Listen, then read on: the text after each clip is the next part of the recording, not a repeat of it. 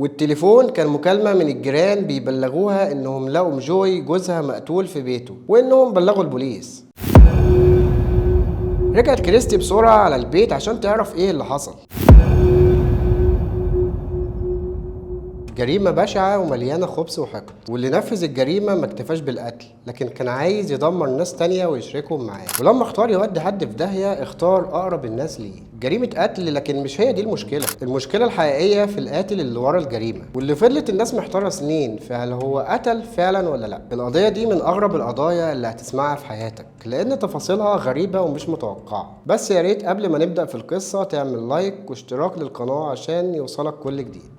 عيلة صغيرة من ولاية ميسيسيبي في الولايات المتحدة. العيلة كانت بتتكون من أم اسمها شارون وأب اسمه داني وبنت كبيرة اسمها كريستي، وأخيرا الأخ الصغير والابن الأخير تايلر. في وقت ما انفصل الأب عن الأم وساب معاها أولادها الاتنين، وبعد كام سنة قررت كريستي إنها تتجوز من شخص كانت بتحبه وبيحبها. ورغم إن سنهم هما الاتنين مش كبير لكنهم أخدوا خطوة الجواز، واتجوزت كريستي جوي اللي كانت بتحبه، وكمان خلفوا طفل واتنين، وكانوا مكملين مع بعض رغم إن مشاكلهم كتير والكل كان عارف بيها.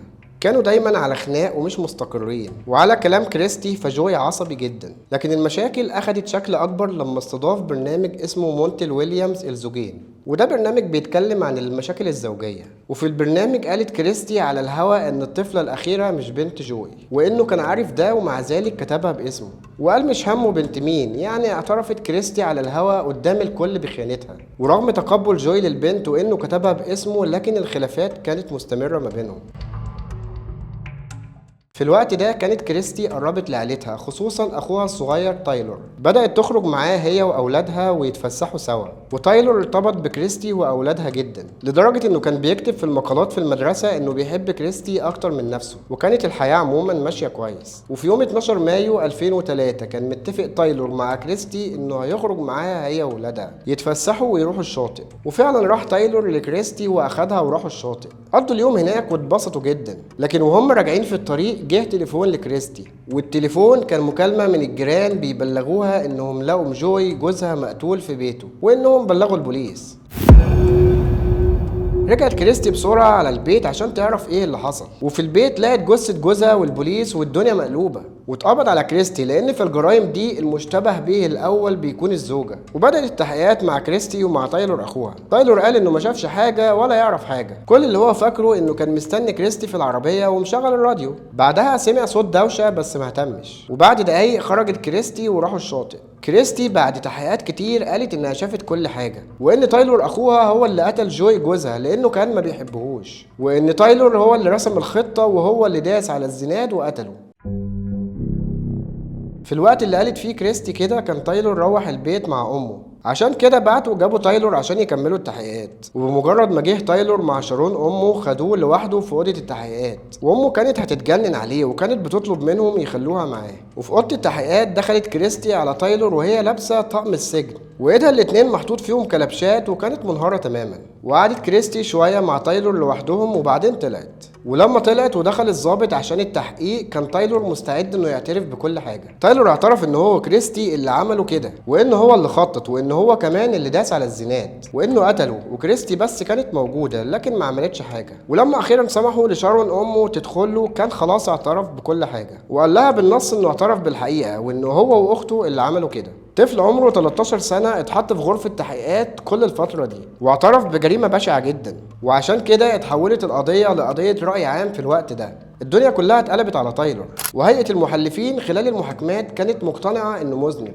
ورغم كل محاولات المحامي جيم وايلد اللي كان متبني القضية وكأنها قضيته، الا انه في الاخر هيئة المحلفين كانت مقتنعة انه مذنب هو وكريستي، خصوصا بعد اعترافه. واخد تايلور حكم بالسجن المؤبد وعدم امكانية خروجه في افراج مشروط الا بعد ال65.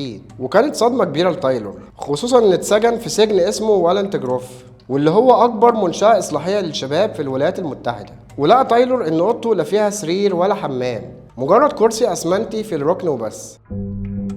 وسودت الدنيا في عين تايلور، وعشان كده لما جت امه بعد كام يوم عشان تشوفه وتطمن عليه انهار تايلور تماما. وقال لها انه بريء وترجاها انها ما تسيبوش هنا. وطلعت شارون على جيم وايلد المحامي وقررت انها تدعم ابنها وتحاول تثبت براءته لحد الاخر. وبدأ جيم يحاول يعيد المحاكمة، ولو ان ده اصلا في ولاية ميسيسيبي صعب جدا، وحتى لو اتفتحت القضية بيبقى صعب يغير الحكم، لكن جيم ما يأس وفضل يحاول، خصوصا ان عيلة جوي ما كانوش عايزين عمر تايلور يضيع في السجن، هما بس كانوا عاوزين يعرفوا ليه ابنهم اتقتل. ده غير ان شارون ضحت بكل حاجة عشان ابنها، كل مدخراتها وبيتها وكمان جوازها التاني انهار. كل ده خلى جيم يتمسك بالقضية اكتر، مش سنة ولا 2، لا دول 5 سنين كاملين. كان تايلور وصل لسن ال 18 والناس كانت مصدقة ان تايلور مش بريء، لكن امه والمحامي كان ليهم رأي تاني وكانوا مصممين انه لازم يخرج.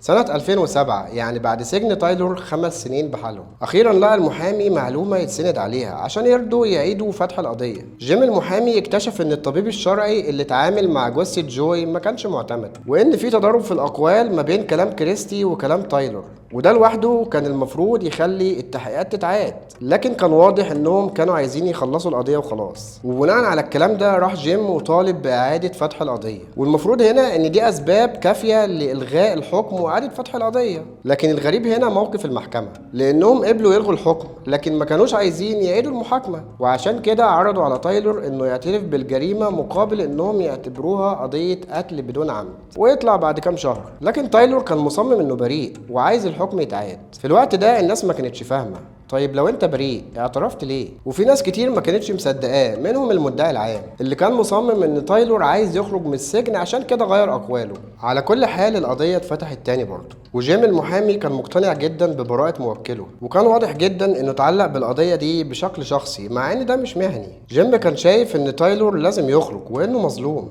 وبقائه في السجن اكبر من كده ظلم كبير ليه. وبدأ جيم يطلب شهود كتير جدا ومش متوقعين، واول شاهد طلبه كان كريستي نفسها. لما المحكمه سمعت اقوال تايلور الجديده ما اقتنعتش. تايلور كان بيقول ان كريستي ضحكت عليه لما دخلت له وانه بريء وما قتلش، لكن هي قالت له انها هي اللي قتلت جوي جوزها، وانها كده هتاخد حكم بالاعدام على كرسي كهرباء ومش هيشوفها تاني هي ولا ولادها، وانه قاصر لسه صغير، وانه لو قال ان هو اللي قتل مش هيتحاكم عشان سنه، ولانه بيحبها صدقها وكذب عشان يحميها. المدعي العام هاجم الكلام ده وقال لو هو بيعترف ان هو كذاب والمبدأ موجود عنده وكذب عشان يحمي اخته، فالاول انه بيكذب عشان يحمي نفسه.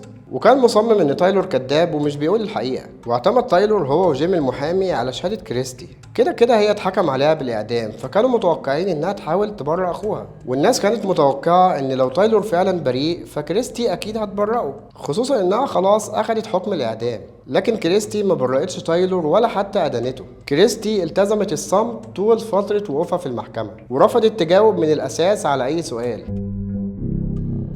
طبعا الحوار كله ما كانش مقنع بشكل كافي للمحكمة، يعني المنطقي لو تايلور بريء كانت كريستي هتعترف، ما هي خلاص كده ولا كده هتتعدم. لكن كمان في نقطة مهمة، لو تايلور مذنب ما كانش برضه هيقبل بالصفقة اللي اتعرضت عليه ويطلع. عشان كده الجلسات طولت جدا في القضية دي، والشهود اللي طلبهم جيم كانوا كلهم أغرب من بعض، منهم مثلا داني ادمونز والد تايلور وكريستي اللي منفصل عنهم من سنين. والراجل في شهادته قال كلام مهم جدا، قال ان كريستي قبل الحادثه راحت له وطلبت منه سلاح وقالت له انها عاوزاه عشان تقتل بيه جوي. طبعا الاب خاف وقال لها ليه عاوزه تقتليه، فهي قالت له عشان بيسيء معاملتي انا والاطفال، اللي هو اي حد بيعامل حد وحش فيقتله بقى. فالاب قال لها تتطلق مادام مش مرتاحه معاه، لكن كريستي قالت له انها عاوزاه يموت عشان عنده بوليصة تأمين كبيرة على حياته فتاخدها هي وعيالها. ورغم اهمية كلام داني الا انها ما غيرتش حاجة في الاول. الكل اعتبر انه عاوز يحمي ابنه من السجن وكفاية ان بنته هتتعدم. من الشهود كمان واحد من رجال الشرطة، الراجل في شهادته قال ان كريستي كانت بتسأل على وثيقة التأمين في وقت موت جوي، كانت عمالة تسأل هي بكام ولصالح مين، وده أصلا دليل يأكد كلام داني. لكن رغم كل الأدلة دي إلا إنهم ما صدقوش تايلور، وكل اللي عمله المدعي العام اللي كان مصمم إن تايلور هو القاتل إنه طلب منه الاعتراف مقابل إنه ياخد براءة، اللي هو لازم تعترف وخلاص. لكن تايلور برضه رفض، والفكرة إن الناس كانت خلاص فعلا بدأت تقتنع ببراءة تايلور. الولد بقى 18 سنة وهو لسه في السجن، وكان واضح إنه فعلا اتضحك عليه وإنه اعترف وهو بريء، بس المدعي العام كان مصمم وطلع من فيديو التحقيقات مع الولد كلمة أنا وكريستي اللي قتلناه، وكان متمسك جدا بادعائه. لكن أخيرا ظهر للمحامي دليل قوي على براءة تايلور. في البداية جيم المحامي طلب من المحكمة انهم يجيبوا خبير نفسي لاعترافات الكذب، ودي حاجة معروفة جدا هناك ومعتمد بيها. الخبير من خلال فيديوهات التحقيق هيقول الكلام ده فعلا كذب ولا صدق من تحليل كلام المتهم وحركات جسمه. لكن المحكمة رفضت، وعلى قد ما ده كان غريب ومش متوقع لكن جيم ما استسلمش. طبعا الخبير ده كان هيساعد كتير، لكن جيم ما احبطوش اللي حصل ده، بالعكس بدأ يدور على حاجة تانية. ورجع جيم تاني للتحقيق مع تايلور، وطلب كمان تحقيقات مع كريستي، واخيرا لقى الثغرة اللي هيدخل منها. في التحقيقات تايلور اعترف انه دخل على جوي وضربه برصاصة في دماغه وقتلته، ولما المحقق سأله عرفت منين انها اصابته ومات، قال له من الدم اللي انفجر في دماغه. النقطة دي قلبت التحقيقات كلها. جيم استدعى طبيب شرعي معتمد وطلب منه يقول لو ده منطقي او لا، والمفاجأة ان الطبيب الشرعي قال ان ده مستحيل، لان ضرب النار تم ببندقية عيار 22 والرصاصة بتاعتها صغيرة جدا، فهي تخترق الدماغ وتسبب ضرر شديد لكن ما تنزفش دم من الفتحة البسيطة دي. واللي اكد كمان كلامه الصور بتاعت مسرح الجريمة، واللي بينت ان السرير اللي كان مفروش بالابيض نضيف تماما. وتقرير المعمل الجنائي وقتها قال كمان ان مفيش اي تنظيف حصل لموقع الجريمة، ما كانش فيه نقطة دم واحدة، يبقى اصلا تايلور ما شافش الجثة. رغم التناقض الواضح ده بين كلامه والادلة الا انهم برضو ما كانوش عايزين يقتنعوا.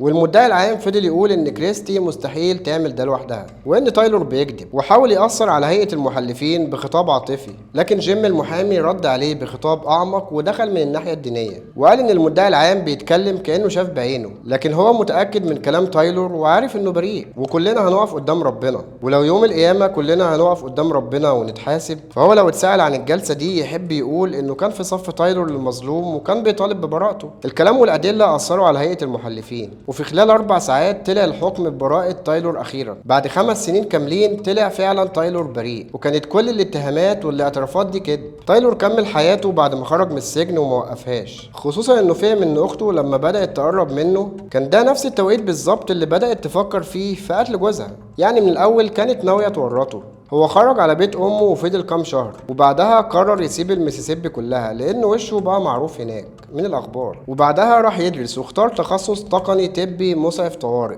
واستقر في اريزونا وحاليا شغال لصالح وزارة الدفاع الامريكية. ده غير انه ناشط بيدافع عن حقوق الاطفال من النظام القانوني، وبيقول ان لازم محامي يحضر مع الاطفال تحت السن القانوني. وفي سنة 2017 رفع تايلور قضية على ولاية المسيسيبي وطالب بتعويض عن اللي حصل له عشان يقدر يسدد ديون امه. تايلور في النهاية طلع بريء، محدش كان مصدق انه كان في العربية وما دخلش البيت، وكل الادلة كانت بتقول انه ما كانش في مكان الجريمة. لكن الاهمال والتسرع في تقفيل القضية وانهم جابوا دكتور شرعي مش محترف، كلها حاجات كانت ممكن تضيع عمر تايلور لو ما كانتش امه سندته والمحامي اقتنع ببراءته. يا رب تكون القصة عجبتكم، ويا رب تكونوا دايما بخير وتصبحوا على خير.